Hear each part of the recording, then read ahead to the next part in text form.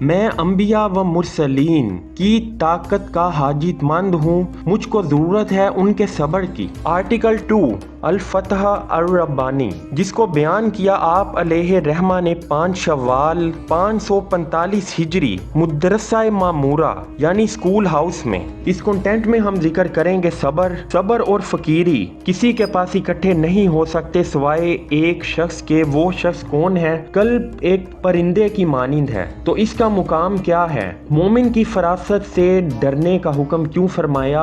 और लग़रिशों बुराइयों में जकड़े इंसान को दुरुस्तगी के लिए दुआ की तलही के लिए तैयार रहना चाहिए, मगर ये दुआ उसको कहाँ से मिलेगी? क्या मुकाम है इस दुआ के इस्तेमाल करने और इससे फैज़याब होने का? कल्ब की ज़िंदगी क्या है? एक साथ का तफक्कुर शब-ए-दारी से बेहतर क्यों कहा गया? कलमा तैयबा ला इलाहा इल्लल्लाह मुहम्मद रसूलुल्लाह के मायने क्या हैं? और कलमा पढ़ने के बाद कलमा तौहीद की गवाही क्या है? वीडियो शुरू करने से पहले चैनल को सब्सक्राइब करें और कमेंट सेक्शन में अपनी कीमती राय का इजहार ज़रूर करें। बिस्मिल्लाहिर्रहमानिर्रहीम।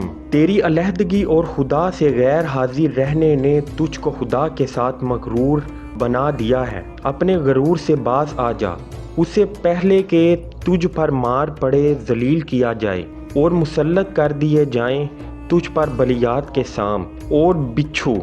तूने बला का मज़ा नहीं चखा, बस ज़रूर हुआ कि मगरूर रहे। जो कुछ तेरे पास है उस पर इतराए मत कि ये सब अंकरीब जाता रहेगा।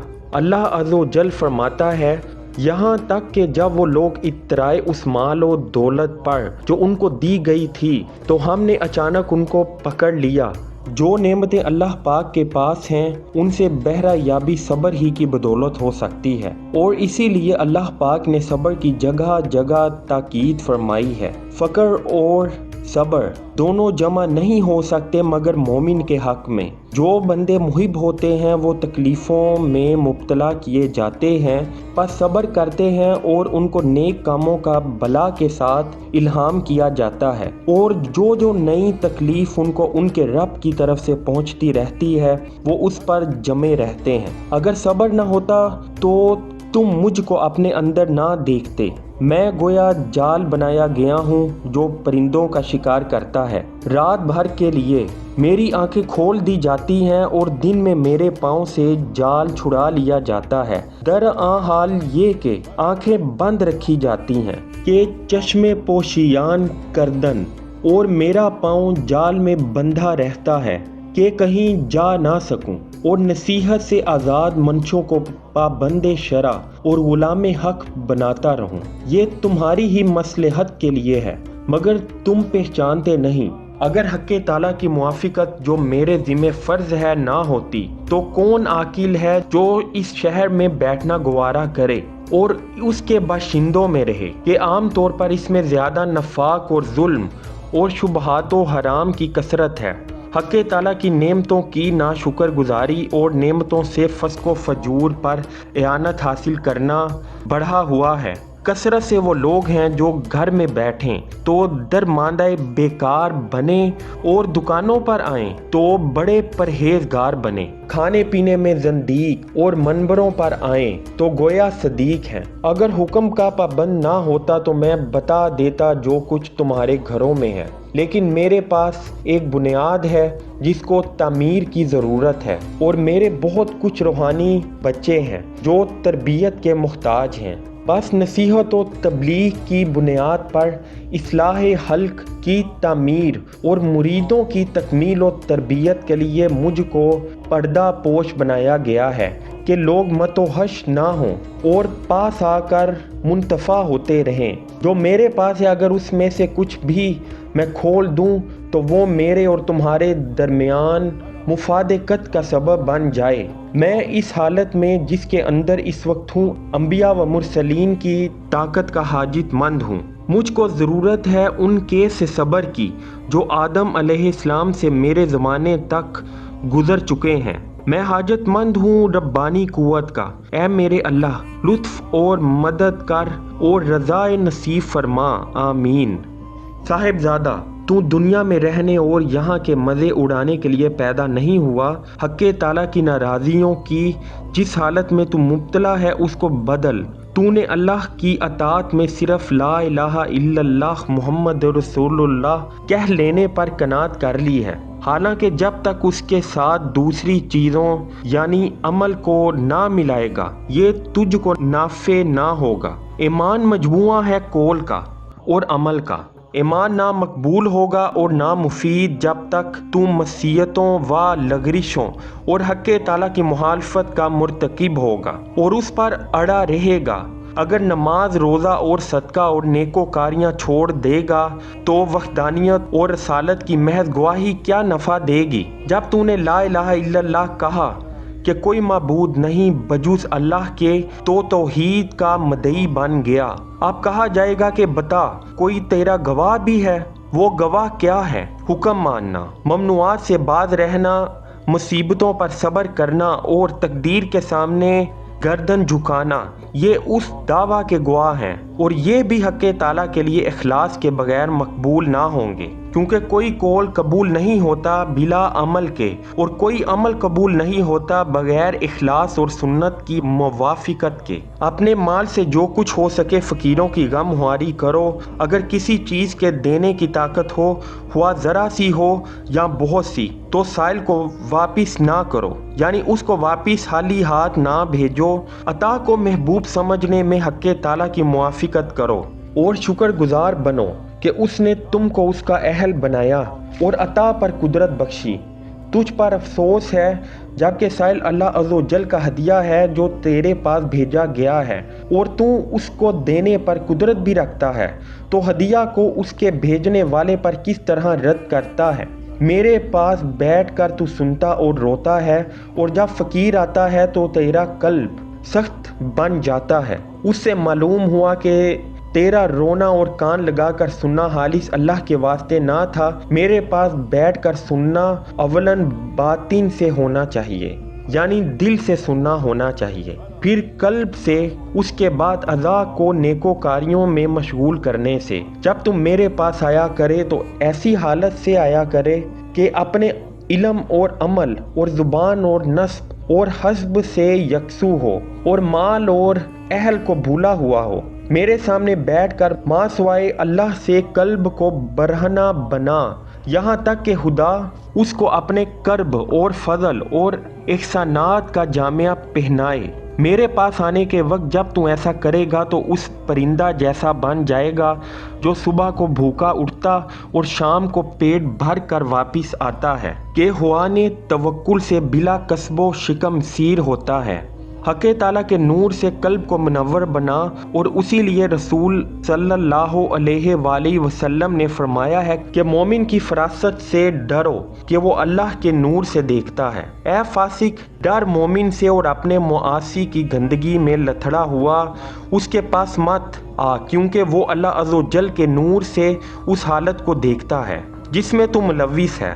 وہ یعنی مومن دیکھتا ہے تیرے شرک کو، تیرے نفاق کو، وہ دیکھتا ہے تیری اس حالت کو جو تیرے کپڑوں کے نیچے چھپی ہوئی ہے، دیکھتا ہے تیری نصیحت کن اور ہتک والی بدعمالیوں کو۔ جو شخص اہل فلاح کو دیکھتا نہیں وہ فلاح نہیں پاتا۔ تو بول ہوس ہے اور تیرا میل جول بھی بول ہوس کے ساتھ ہے۔ کسی شخص نے شیخ رحمت اللہ علیہ سے سوال کیا کہ یہ اندھا پن کب تک رہے گا؟ تو آپ نے جواب دیا جب تک کہ تو کسی طبیب کے پاس نہ پڑے اور اس کی چوکھٹ کو تکیہ نہ بنا لے، کہ اس کے متعلق اچھے گمان رکھے اور اپنے قلب سے اس کے لیے تہمت کو نکال پھینکے، اپنے بال بچوں کو لے کر اس کے دروازے پر جا بیٹھے اور اس کی دوا کی تلخی پر صبر کرے، بس اس وقت تیری آنکھوں سے اندھا پن جاتا رہے گا۔ اللہ عز و جل کے لیے ذلت اختیار کر اور اپنی ساری حاجتیں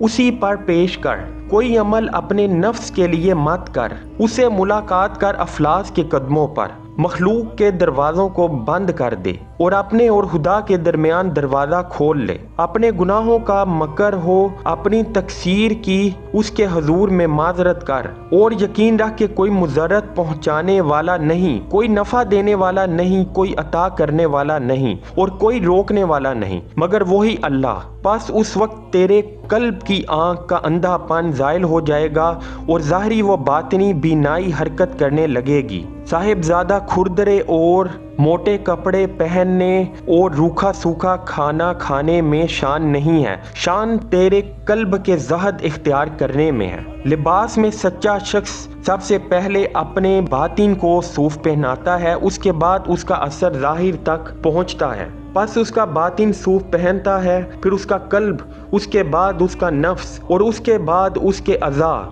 यहाँ तक कि वो सर तपा खुरदरा यानी कसफियत इलाहिया बन जाता है। तब शफकत और रहमत और एहसान का हाथ आता है और उस मुसीबत ज़्यादा की हालत में तब्दीली पैदा करता है। बस उसके बदन से स्याह कपड़े उतार कर खुशी के कपड़े पहना देता है। तकलीफ को राहत से, नागवारी को फरहत से, खौफ को अमन से, मौत को कर्ब से और फकर को तो नगरी से बदल देता है। साहिबजादा तरह तरह की ग़िज़ाएं खा मगर ज़हद के हाथ से, ना कि रिग़बत के हाथ से। जो शख्स खाता और रोता है वो उसकी बराबरी नहीं हो सकता जो खाता और हंसता है। बस खाना खाने में अगरचे दोनों बराबर हैं मगर दुनियादार के खाने का अंजाम रोना है और ज़हद के खाने का अंजाम हंसना है। अनवा व अक़साम के खाने खा मगर दरअसल हाल ये कि तेरा कल्ब हक्के ताला के साथ भरे। बस तू खाने के शर से महफूज रहेगा। अगर तू तबीब के हाथ से खाए तो ये उससे बेहतर है कि तन्हा ऐसी चीज़ खाए जिसकी तुझको असलियत मालूम नहीं। तुम्हारे दिल किस दर्जा सख्त हो गए, तुमसे अमानत का मजमून जाता रहा, तुम्हारे दरमियान से रहमत और शफकत उठ गई। शरीयत के अहकाम तुम्हारे पास अमानत थे जिनको तुमने छोड़ दिया और जिनमें बिदतें ईजाद करके तुमने हियानत की। तुझ पर अफसोस। अगर तू अमानत की हिफाजत जरूरी ना समझेगा तो अनकरीब तेरी आंख में पानी उतर आएगा। तेरे हाथों और पाँव में हथकड़ियाँ और बेड़ियाँ होंगी। हक्के ताला अपनी रहमत का दरवाज़ा तुझ पर बंद कर देगा। अपनी मखलूक के दिल में तेरे साथ सख्त दिली का बर्ताव डाल देगा और उनको तुझ पर अता व बख्शिशें करने से रोक देगा। अपने सरों की अपने रब अज़्ज़ो जल के साथ हिफाजत करो कि बजूस उसके किसी के सामने ना झुकने पाएं। उससे डरते रहो कि उसकी पकड़ सख्त दर्दनाक है, तुमको पकड़ लेगा। तुम्हारी जाए अमन से, तुम्हारी आफियत से, तुम्हारे मुतकब्बिर को और तुम्हारे इतराने वाले मगरूर को डरो उससे कि वो माबूद है आसमान का और माबूद है ज़मीन का। उसकी नेमतों को शुक्र गुजारी के साथ महफूज रखो। उसके हुक्म व मुमानियत का सुनने और मानने के साथ इस्तकबाल करो। तंग हाली का मुकाबला करो सब्र से और खुशहाली का शुक्र से। यही हाल था तुमसे पहले गुजर जाने वाले नबियों, पैगंबरों और नेक बंदों का कि शुक्र करते थे नेमतों पर और सब्र करते थे मुसीबतों पर। खड़े हो जाओ उसकी मसीहतों के दस्तरखानों से, खाओ उसकी अतात के दस्तरखानों से। उसकी कायम की हुई हदूद की हिफाजत करो। जब खुशहाली तुम्हारे शामिल हाल हो तो उसका शुक्र करो और जब तंगी आवे तो तौबा करो अपने गुनाहों से और झगड़ा करो अपने नफ्सों से कि वही उसका सबब हुए हैं, क्योंकि हक्के जले शाना बंदों पर जुल्म करने वाला नहीं है। याद करो मरने को और उसके बाद आने वाले मामलात को, और याद करो रब्बे अज़ो जल को और उसके हिसाब और अपनी तरफ देखते रहने को। जाग उठो, कब तक रहेगी ये नींद, कब तक रहेगी ये जहालत, और बातिल में मत दूर रहना और नफ्स ख्वाहिश की पासदारी और क्यों क्यों की आदत। हक्के ताला की इबादत और उसकी शरीयत की मुताबिकत से अदब सीखो। क्यों क्यों की आदत का छोड़ना इबादत है। अदब पकड़ो कुरान और कलाम रिसालत के अदब से। साहिबजादा अंधेपन, जहालत और गफलत और ख्वाब सवाब के साथ लोगों से मेल जोल मत रख, बल्कि बसीरत और इल्म व बेदारी के साथ उनसे मिलजुल, कि जब उनकी तरफ से ऐसी बात देखे जो तुझको अच्छी मालूम हो तो उसका अतबा कर, और जब ऐसी बात देखे जो बुरी लगे तो उससे खुद भी बच और उनको भी रोक। तुम हक़्क़े सुब्हाना व तआला की तरफ से पूरी गफलत में हो, इसके लिए बेदार हो जाने को अपने ऊपर लाजिम समझो और मस्जिदों से चिमटे रहने और जनाबे रसूल सल्लल्लाहु अलैहि वसल्लम पर बकसरत दुरूद भेजने को ज़रूरी ख्याल करो, क्योंकि आपने फरमाया है कि अगर आसमान से आग नाजिल हो तो उससे कोई निजात ना पाए बजुज़ मस्जिद वालों के। जब तुम काहिल बन जाओगे नमाज के बारे में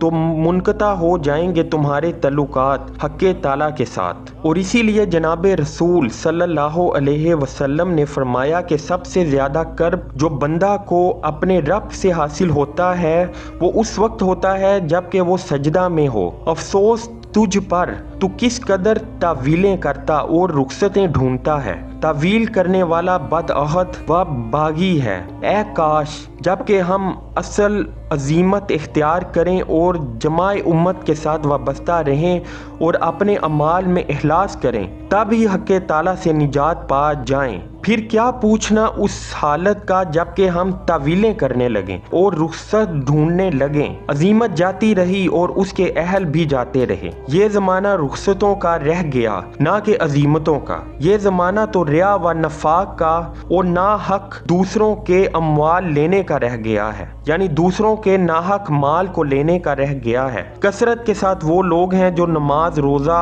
हज, ज़ुकात और जो कुछ भी नेक काम करते हैं वो मखलूक के लिए करते हैं, खालिक के लिए नहीं करते। इस दुनिया का बड़ा हिस्सा मखलूक ही मखलूक बन गया, बिला खालिक के किसी अमल में भी अक्सरों के इखलास नहीं। यानी बहुत से लोग ऐसे हैं कि उनके अमल तो हैं लेकिन उनके अमल में इखलास यानी अल्लाह ताला की कामिल रज़ा नहीं। तुम सब मुर्दा दिल हो, जिंदा नफ्स हो, यानी तुम्हारा दिल मुर्दा है और तुम्हारा नफ्स तुम में जिंदा है। जिंदा ख्वाहिश वाले हो और तालिबे दुनिया हो। कल्ब की जिंदगी उसमें है कि मखलूक के ख्याल से निकल जाए और हक़्क़े ताला के साथ कायम हो, मानी के एतबार से ना कि सूरत के एतबार से, यानी उसमें मुकम्मल मानी और इखलास हो, ना कि महज दिखावे के लिए हो। क्योंकि यहाँ सूरत का एतबार नहीं, कल्ब की जिंदगी हक़्क़े ताला के हुक्म की तामील करने और उसकी मुमानियत से बाज रहने और उसकी डाली हुई मुसीबतों और कज़ा व कदर पर सब्र करने से है। साहिबजादा मुक़द्दिरात इलाहिया में अपने आप को उसके हवाले कर,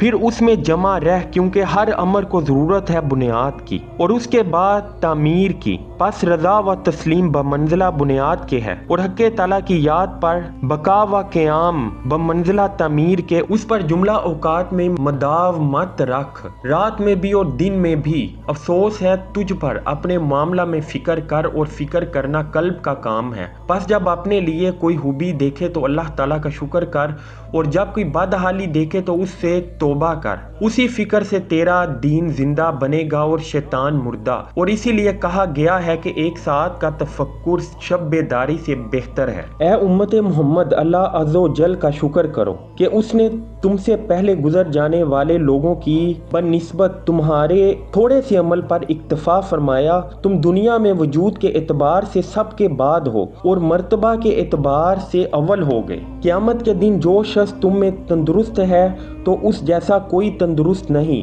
तुम सरदार हो और तुम्हारे सिवा सारी उम्मतें रईयत हैं। जब तक तुम अपने नफ्स, अपनी ख्वाहिश और अपनी तबीयत के घर में बैठा रहेगा तंदुरुस्त ना बनेगा। जब तक तुम मखलूक से झगड़ता और उस माल व मता में जो उनके पास है रिगबत वाला और अपनी रिया व नफाक से उसके हसूल का वहाँ रहेगा तो तेरे लिए तंदुरुस्ती नहीं। और जब तक तू दुनिया में रिगबत रखने वाला रहेगा तेरे लिए तंदुरुस्ती नहीं। और जब तक तू हक़्क़े ताला के मासवा पर दिल से एतमाद रखेगा तो तेरे लिए तंदुरुस्ती नहीं। यानी जब तक तू अल्लाह ताला के सिवा किसी दूसरों पर एतमाद रखेगा तेरे लिए तंदुरुस्ती नहीं। ऐ मेरे अल्लाह, हमको सेहत अता फरमा, अपने साथ रख और दे हमको दुनिया में भी भलाई और आखिरत में भी भलाई और बचा हमको दोज़ख के अजाब से।